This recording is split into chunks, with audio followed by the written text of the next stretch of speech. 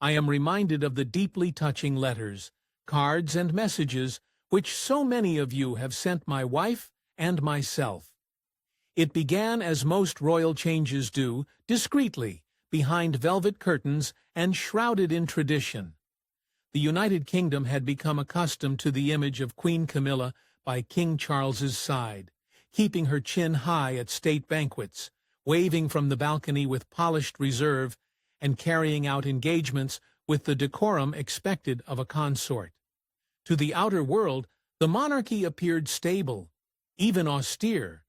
However, the cameras did not show the methodical, purposeful unraveling that was taking place beyond those castle walls.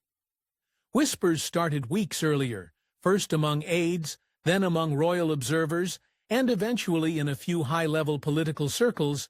Something was changing, not in years or decades, but in days. King Charles realized that if the monarchy was to continue, it needed to be governed by someone other than himself or Camilla. Camilla battled controversy, public hostility, and palace politics for decades before claiming a crown that many felt she did not belong to. To her credit, she remained the course. She smiled even as the audience booed. She stood tall when the press labeled her a villain. When Charles eventually came to the throne, she took on the position of queen consort with the iron resolve that only a seasoned survivor had. However, power borrowed does not equal power acquired, and when legacy knocks, emotion is left behind. With ink still drying on a sealed royal decree, the inconceivable is becoming reality. King Charles has taken a private but irrevocable decision. He has nominated Prince William and Catherine, Princess of Wales, as the monarchy's next rulers. Not someday, not while he's gone, but now. To some, this is an essential act of renewal, a handover from a tired generation to one that is more beloved, contemporary, and connected to the world beyond Buckingham's gates. For others, it is a betrayal, a dethroning. And for one lady in particular, the consequences are nothing short of devastating. Camilla, once crowned in glory with her husband, has been abandoned in silence. No announcement, no procession. The calendar progressively emptied. Personnel were moved, and the Queen was no longer in power. What motivated Charles to make this decision? Why now? What will it imply for a monarchy still tormented by Diana's ghost and spurred by the world's fascination with Kate? The solutions are ahead, and as you'll soon learn, this was never simply about swapping crowns. You never saw it coming. In the royal code, succession is sacrosanct.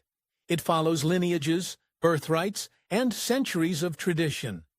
For as long as Britain has had rulers, the line of succession was intended to be untouchable, unbending, indisputable.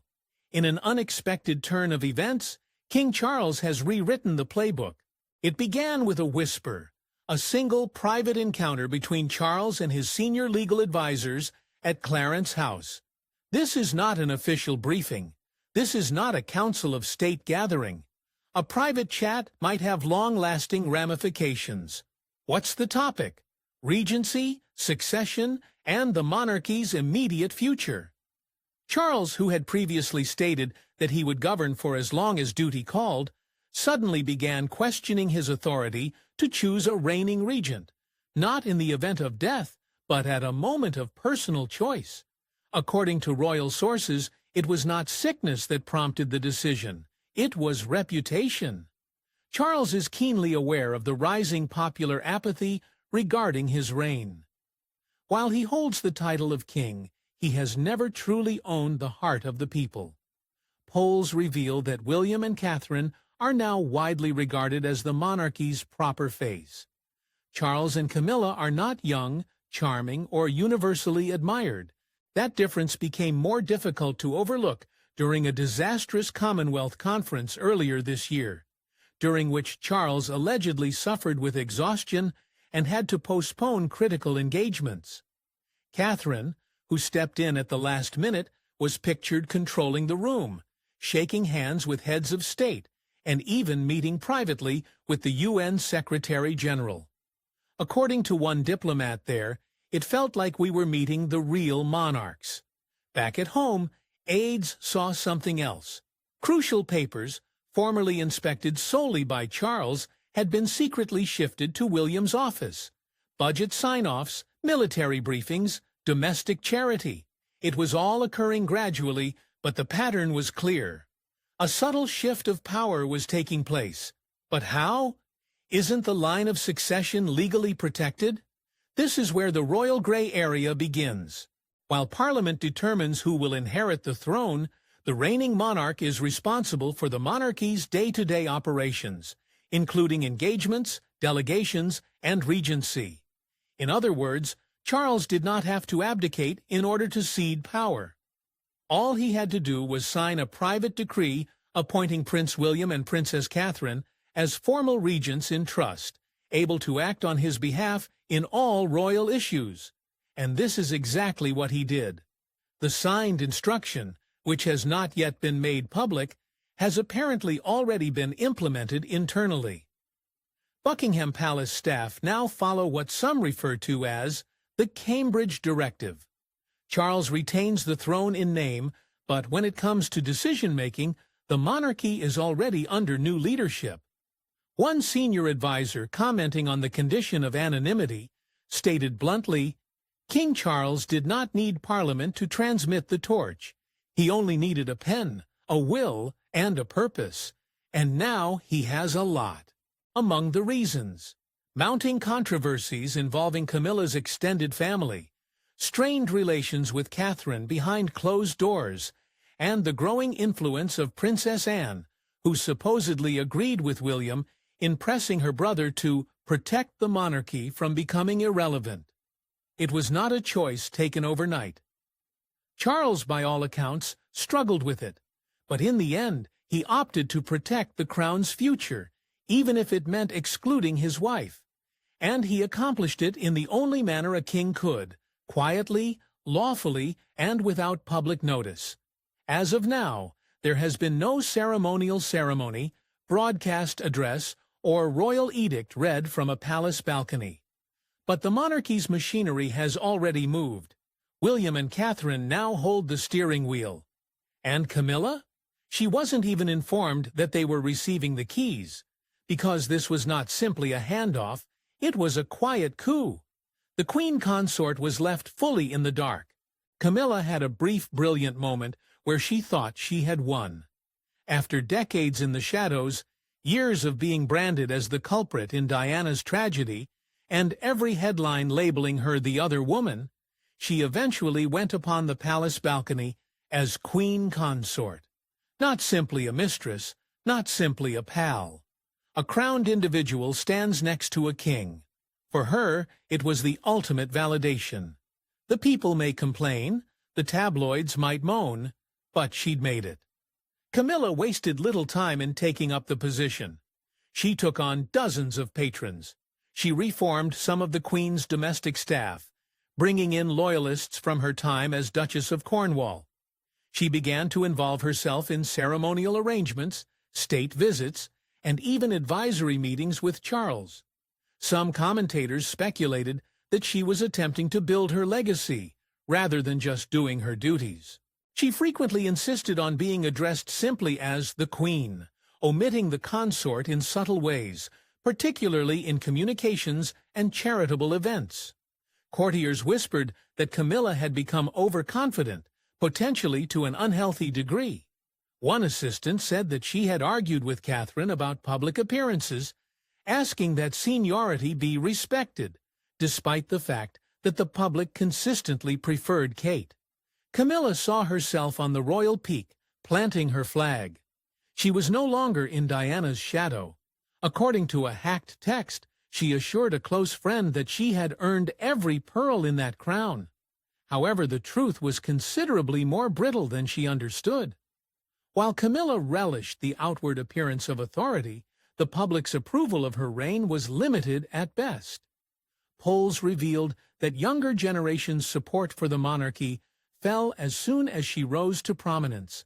Social media, particularly among Diana's millennial and Gen Z supporters, was merciless, ridiculing her clothing, doubting her influence, and comparing every move she made to Princess Kate's elegance. Even foreign leaders, while friendly in person, frequently avoided Camilla in official portraits or positioned Kate at the center of news conferences. Diplomats observed it, so did the journalists. But the most incriminating warning came from inside the palace gates. According to many insiders, Camilla began seeking briefing packets that were no longer being supplied. Invitations that had previously landed in her inbox were now routed to Catherine. Foreign dignitaries who arranged tea with the Queen were informed that Her Majesty's availability was limited. However, the Princess of Wales was willing to accommodate them. The illusion was fracturing. Camilla saw them as scheduling errors. Perhaps Charles had neglected to include her. Perhaps the staff committed clerical mistakes. However, the fact was considerably more calculated. Her power was being eroded piece by piece behind her back, and without a single public statement. The Queen Consort seemed to be simply Queen by title, but Catherine discreetly established herself as the face, voice, and soul of the contemporary monarchy. Camilla wore the crown, but Catherine captured the hearts of the people. In the domain of monarchy, love is frequently more important than authority. Camilla continued to stroll the hallways with her head held high, smiled for cameras, and delivered lectures on the importance of literature and women's health. However, behind closed doors, employees began to detect her anger. She asked more questions. She double-checked her itinerary. She appeared uneasy. Camilla knew deep within. She'd spent her entire life pursuing a crown, but it had never really been hers, and suddenly she could feel it slide through her gloved fingers. There has been no major announcement. There is no television address. There is no royal parade through the streets of London. But those who pay close attention, those within the palace and the halls of power, know one thing for certain. Some and Catherine have already begun reigning, not in the usual sense. They have not been crowned. The throne inside the abbey has remained unchanged. Charles still signs state documents. However, the genuine levers of power are gradually being handed to the Prince and Princess of Wales. It began with tiny adjustments. Courtiards, who formerly informed King Charles, now report directly to William. Their workers who arranged Camilla's events are now part of Catherine's new extended team. Budgets that were formerly approved off by Clarence House are now evaluated in Kensington. In a span of months, the monarchy's invisible superstructure has been transformed from Charles and Camilla to William and Kate. What's more astonishing is that the public hasn't even been informed. Because they do not need to be, they already know. At a recent climate meeting in Germany, William, not Charles, gave the main presentation to a room full of international leaders. Catherine, not Camilla, sat alongside first ladies and female heads of state, participating in diplomatic discussion with seamless grace. The cameras caught it, the press devoured it. The next day's headlines made no mention of Charles or Camilla. The world had turned its attention to a different pair. A younger, more stable and loving duo, a similar trend has emerged within the United Kingdom. Catherine now oversees the palace's family and child development activities with full ministerial support, a position historically held by the Queen Consort. William has also been cited chairing royal advisory sessions, which are traditionally reserved for the sitting king. Staff no longer cringe at this. They anticipate it. It is not only ceremonial, it is structural. According to royal biographers, it is unparalleled in contemporary history for a king to delegate so much authority without abdicating. But Charles, they feel, is attempting to have it both ways. Keep the crown in name while ensuring the monarchy's long-term survival through a stealth transition. A handover by deed rather than announcement. What about the British public? They are embracing it. Polls show an increase in support for the monarchy. but only when connected with William and Catherine. Any mention of Camilla continues to result in a dramatic reduction in popularity, and Charles has failed to connect with younger generations. In contrast, Kate and William's popularity has become a stabilizing influence, particularly in a post-Brexit, post-pandemic Britain looking for optimism and authenticity. Even the royal protocol is changing to accommodate them. During state visits, embassies now provide two sets of briefings, one for the king and another, frequently more comprehensive, for the Welsh. Behind the scenes, international dignitaries have begun booking trips to Kensington Palace before Buckingham, well aware that this is where the actual choices are being made. The public continues to believe that Charles and Camilla are in charge. However, those who pay attentively may see that William and Catherine are already wearing the crown, albeit without the coronet. This is not a ceremonial trial. This is not training. It is not symbolic. It is power, real, recognizable, and already in action. Although Charles retains the title of king and Camilla remains queen consort, they no longer lead the kingdom. They are occupying time, because history has already turned a page. The following chapter finds William and Catherine on the throne, in everything but name. Being before Catherine donned a tiara, William muttered vows at the altar, and the world addressed her as Her Royal Highness. Another lady redefined what royalty could look like.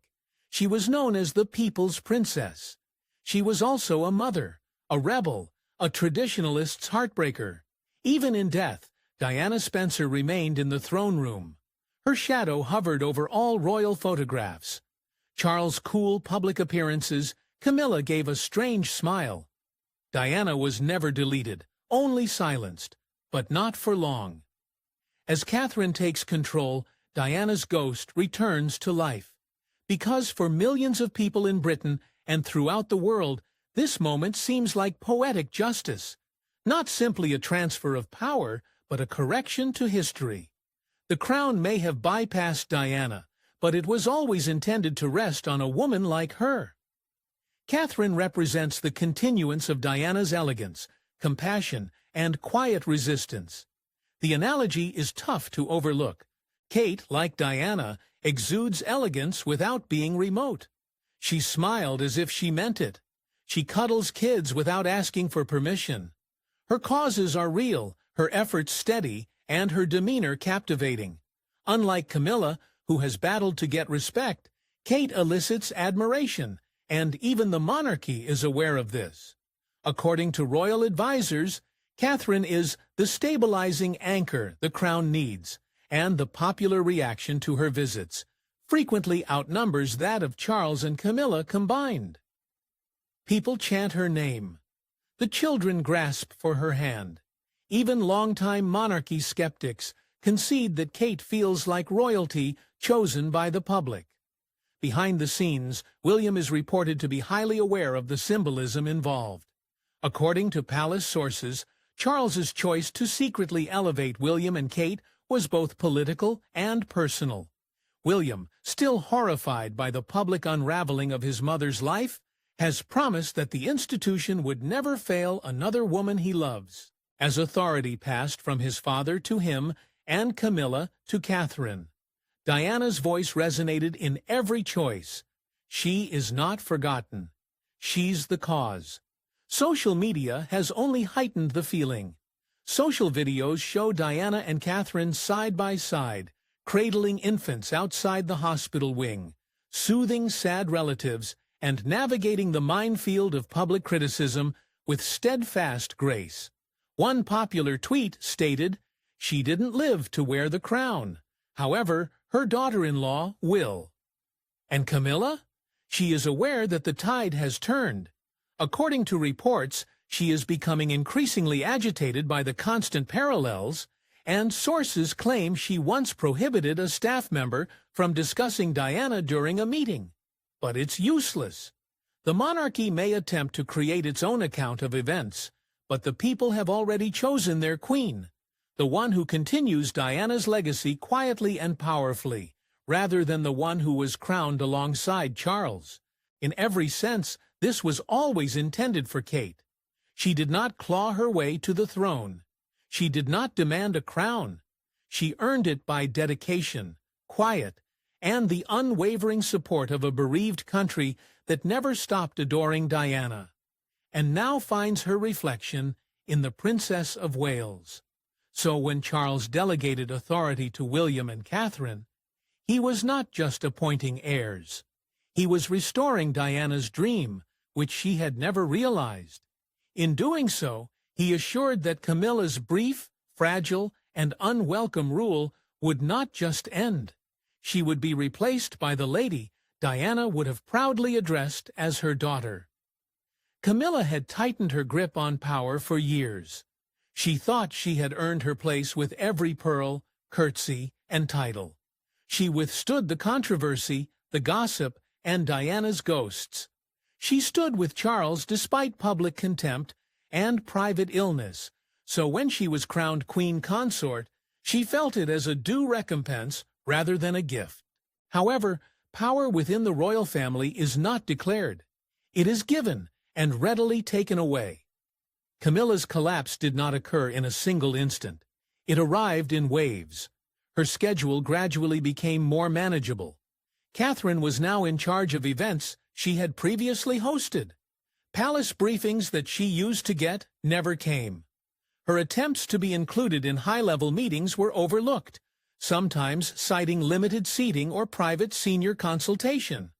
The truth? She was getting marginalized gradually. Then came the moment that made it unmistakable. At a recent royal engagement in Scotland, a place that has traditionally been more welcoming to Camilla than others, the throng waiting outside Balmoral did something shocking. As Catherine left her vehicle, the audience cheered, hoisted their cameras, and yelled her name. But when Camilla walked out only a few minutes later, there was stillness, no boos, no cheers, simply a thick, echoing disinterest. One spectator allegedly commented, "It felt like she was invisible." Camilla was calm inside the palace. According to many sources, Camilla became enraged when she learned of King Charles' classified letter designating William and Catherine as the monarchy's acting heads. According to one tale, she marched into Charles' study at Clarence House and addressed him immediately. "You promised me the crown. How dare you give it to her?" Charles did not dispute the ruling. He did not argue. He just said, "It's what the country needs." It was a catastrophic blow. Not simply Camilla's pride, but also her identity. Everything she had battled for was unraveling, with no official statement, press release, or explanation. Only murmurs and chilly shoulders. Behind closed doors, palace staff ceased referring to her as Her Majesty. Staff she trusted started demanding reassignments to Kensington. Camilla allegedly lashed out in frustration. One insider stated she ordered the removal of all Diana photographs from Clarence House. Again, she canceled engagements at many gatherings she had attended on a yearly basis. She stopped accepting calls from longtime charitable partners. And worst of all, she had lost the ear of the one person who used to protect her from the storm, Charles himself. The king had made his decision. He was not reversing it. The royal machine had already moved on. The British press, smelling blood in the water, began to change its tone as well. Headlines that formerly referred to her as a resilient queen now read, "Camilla quietly retreats." Pundits speculated if the queen consort was drawing back owing to health or shame. Even friends in Parliament provided no protection. Nobody was coming to her rescue because, in fact, the crown was never fully hers. She wore it, absolutely. She never carried the weight of popular affection with her. And now, when William and Catherine ascend without ceremony, Camilla feels more lonely than ever. This was more than simply a step down. It was a quiet exile. A queen was dethroned without a single headline. A lady who has struggled her entire life to be noticed is now being quietly and painstakingly eliminated. And the worst part? It was not done with fury. It was executed with calm, controlled elegance, the type only a future queen like Catherine could provide. There was no spectacular abdication. There will be no broad declaration. No crimson velvet curtain was drawn back with regal grandeur. But make no mistake, the monarchy has changed hands. Behind the regal smiles and official silence, a subtle revolution has occurred. King Charles remains on the throne, but the authority he formerly commanded has shifted deliberately and decisively to Prince William and Princess Catherine. With that move, Queen Camilla's reign came to an unceremonious conclusion. She may still wear the crown. She may still appear alongside Charles at the rare function. But behind the royal gates, everyone knows the truth. Camilla's actual power has been taken away. Her schedule was cleared, her voice softened, and her presence disappeared. Not by scandal or public outrage, but by irrelevance. And that, in royal terms, is the sharpest cut. Meanwhile, William and Catherine go on, not just as heirs, but as leaders, trusted, loved, and empowered. They are already reshaping the monarchy for a new age, making it leaner, more personable, and more connected to the people than it has been in decades. And whether deliberate or not, each step they take feels like a restoration of what Diana lost. A grace, a warm feeling, a link. Camilla's narrative may have concluded with a crown on her head, but it did not include a kingdom that fully welcomed her. She sought legality, struggled for recognition, and eventually joined her husband as queen. But in the end, her authority was always on loan. Now it has been regained. The British monarchy has begun a new chapter, one marked not by controversy or hostility, but by calm correction.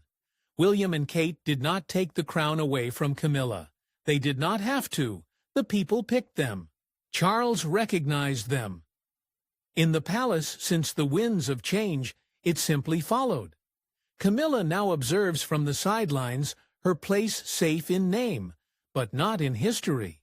Because the tale of this royal transition will not revolve around the lady who briefly wore the crown. It will be about the queen that the world has been waiting for, and the future she has already begun to create.